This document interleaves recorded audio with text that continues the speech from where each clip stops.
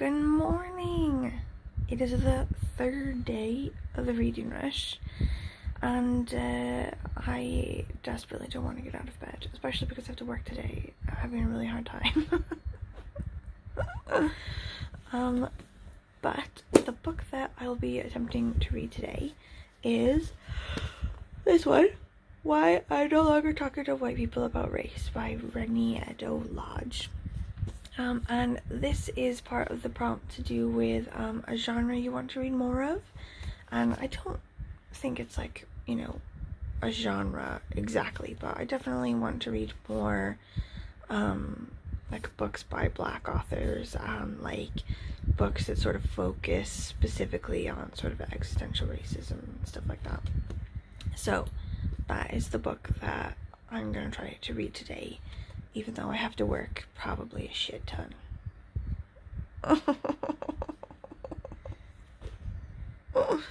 Okay, so I've been reading a bit of it in bed. I will eventually get out of bed. But it is a struggle. Anyway, this author, she's British, she's from London. And that is one of the main reasons I wanted to read this one. Quite a lot of the books on this topic, sort of systemic racism and sort of the experience of being a person of color in sort of like majority white places. The majority of the ones that I've read have been based in America, you know, written by Americans living in America, because I'm American. But I do live in the UK, and you know, I have done for a while and don't foresee really moving home anytime soon, so I wanted to get a British perspective as well. And she's already said a million things that I haven't really thought of a lot, or that I didn't really know, and I'm only maybe like a chapter through it, so it's already super interesting. She was saying in school, in sort of primary school and high school and everything, they had Black history education, but it was sort of American Black history education. Like, they learned about like Rosa Parks and, you know, Martin Luther King and the, you know, movement and everything, in the same way that I learned about it when I was a kid in America. But obviously for me, it's way more relevant to someone who's living in London, and it's like thousands and thousands of miles away. Like, it doesn't, it seems weird that they would teach only American Black history and not actually teach British Black history, which I guess they don't do here, which is strange. Also, she had a really interesting point about how Britons sort of historically have been removed physically from slavery and the slave trade. So like in America, you know, especially if you lived, I guess, in the South or whatever, slavery would have been, you know, a daily sight, something you see all the time, something you're really aware of.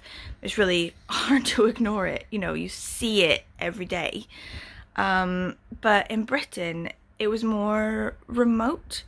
Like, slavery was something that happened far away, like, because a lot of British people who were sort of benefiting from the slave trade, they owned plantations and everything in the Caribbean and places like that, or like in America or something. Like, they just owned it there but lived here in the UK, so it was easier for them to sort of ignore like the atrocities of slavery and sort of the idea that they're actually enslaving people to do really terrible things. So it was easy for them to sort of get all the money and like really like benefit financially from these plantations without facing up to the fact that they were like actively participating in slavery and in the slave trade. There wasn't something there at all times to sort of remind them of how horrible it was. And I thought that was a really interesting thing that I didn't really think about, like the differences between the experience of it here versus at home in America. Okay, we're going to Nero. And my little bunny is. We're all going to Nero, including the bunny. It's coffee. It's coffee. It's probably not. Yeah, this one. Yeah. I'm not even old yet. Oh. I just started growing.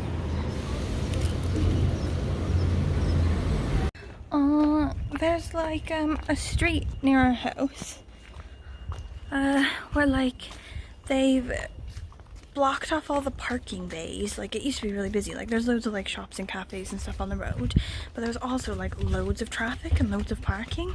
But like for social distancing and everything, they've like blocked off the parking bays and like moved barriers between traffic and the sidewalk, or like the pavement, and they've put all these tables up for the cafes to use, because like in Wales at the minute it's different from the rules in England, where in England like all cafes and bars and everything can be open like inside and everything, whereas in Wales they can only be open with seating outside. You can't sit inside. So they've like put all these little things in place, like these tables on the road, where people can like sit outside, and it's like really weird. It's like Italy. It's like a sort of Mediterranean like cafe, like outdoor culture thing at the minute, and it's really cute and I'm really loving it. And like it's made like the street just so much nicer, with like less like noise and traffic and smog and like confusion and chaos, and it's just like, you know, people having delightful sitting outside in the sun, you know, like having pizza and stuff. Like, I'm loving it. Okay, so something interesting that I was reading just now at the cafe, like I'm sat at my desk now and I have to do work and I'm really annoyed about it, but like whatever. But something interesting that I was reading, it reminded me of this article that I read a couple weeks ago. It was sort of like around the time when all of the protesters and everything started toppling the statues of sort of Confederate generals and slave traders and that, sort of like like throwing their statues in the river and stuff. The article was sort of about Wales in particular, and why it is that there aren't a lot of things like that here. Like not a lot of, you know, slave trader statues, or not a lot of even sort of manor houses, like these great like old manor houses that were sort of originally funded by the slave trade. There's not a whole lot of that here. And how it's not just because, like, you know, the people of 18th century Wales were particularly holy and like against that or whatever, but because the area is like traditionally quite poor. Like, you know, people of Wales are quite poor and have been for ages. Like I'm also poor, so, you know, me and Wales, we get on. But basically the slave trade itself was sort of a way for rich people to get richer, you know, like you had to first sort of have quite a lot of capital to invest into the slave trade. Like you had to purchase a whole plantation or whatever. You had to purchase these really expensive slaves. Like the slave trade itself was quite risky and took ages to sort of have a return on your profit. You know, it could be like years before you even saw any money back. So you had to have, you know, like an independent wealth already established in order to sort of wait for that time. However, like there wasn't really that much wealth going on in Wales at the time. So Wales didn't really get to participate in the slave trade, which is, you know, obviously good. But in, I think, people's minds, like in Wales in particular, it's sort of this feeling that, like, I don't know, people here didn't participate as much. You know, it's like a feeling of, I don't know, I think it's a feeling that it doesn't touch Wales as much, this issue, you know. It's sort of on the edge of the country, you know, it's not as much in the spotlight. There's like a history of like Cardiff and the docks, like it used to be a really big coal port and everything. So Cardiff has been pretty diverse from a really early point, you know, like in the 1800s it was one of like the most diverse cities in the UK at all because of the docks, you know, loads of people coming from African places and Caribbean places or whatever, to work on the docks, and then living in Cardiff, and everyone, you know, there's this feeling that people got on really well despite being really diverse, when everywhere else in the UK was like not diverse. There was just white people, you know. So in this book that I was reading, it mentions specifically these cases of like extreme racism, like quite recently, in like recent memory, specifically in South Wales and in Cardiff in particular. Like she mentioned actual specific incidents of like crimes of like white mobs of people attacking like one single black person for just crazy things, and actually happened in South Wales and in Cardiff. And it's like a bit of a wake-up call, you know, like it sort of burst this bubble on like Wales being, you know, sort of removed from this sort of thing.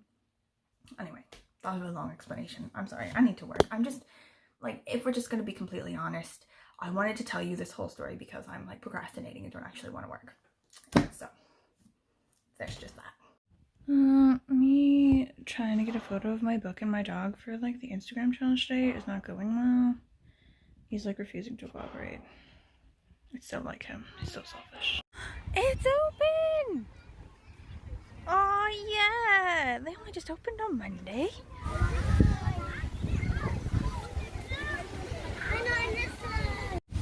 Oh yes. Mum life achieved. I've missed this so much.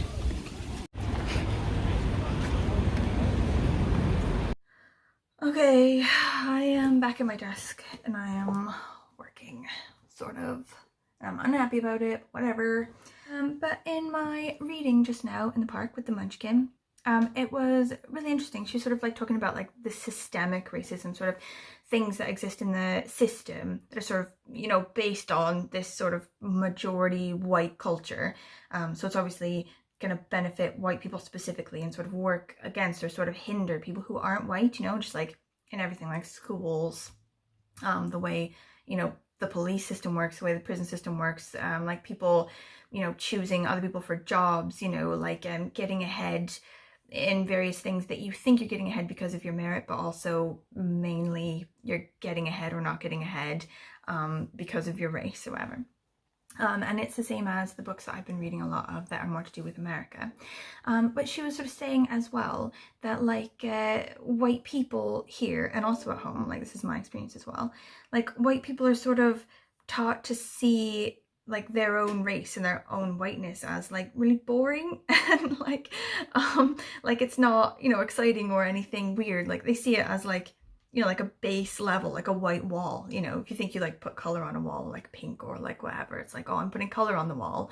If it's just a white wall, it's like nothing, is boring.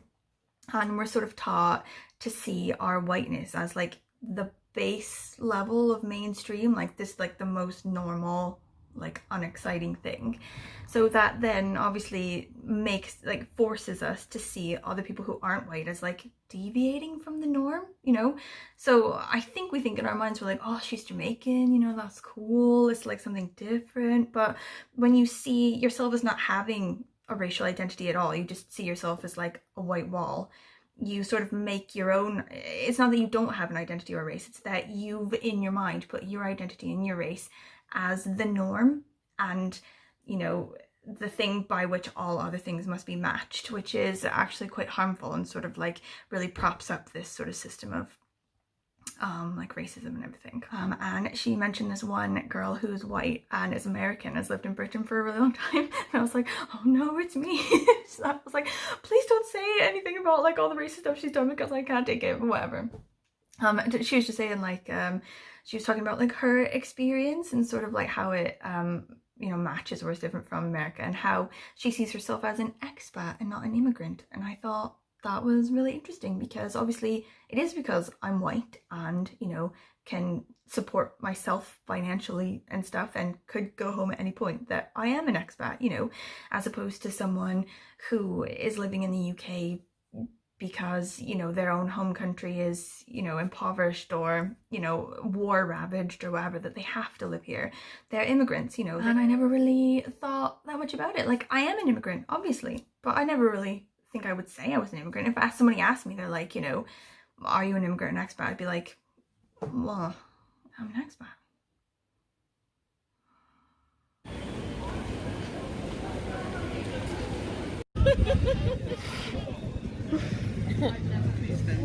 No, I'm a shit. Okay, I've done it. I finished this one finally, and I really liked it. It was really interesting. It sort of highlighted loads of different things that I haven't really read about or thought about a lot before. And I've sort of been reading sort of quite a lot of ones like this, sort of that focus on sort of whiteness and sort of systemic racism and stuff like that. And they do have a lot in common, some of them.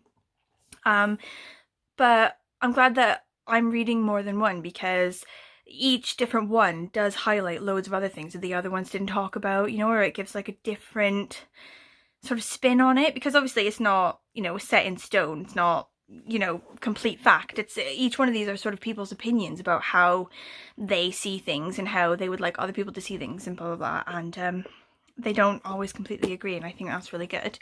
And that then concludes my day for the prompt of a genre you'd like to read more of, and that's the end of that one. So tomorrow, I'm not sure if I should do Gregor the Overlander, which is a kid's book, which is the one that matches my birthstone, or if I should do Notes of a Crocodile, which is definitely not a kid's book, which is part of Bert's 90s book club and is my different continent book. So I don't know, we'll just have to see how I feel when I wake up in the morning, you know, see what my mood says. Anyway, thanks for watching. I've been loving other people's videos and vlogs and stuff like that as well, so if you're vlogging, good job, I'm loving it, and I guess I will see you tomorrow. Bye!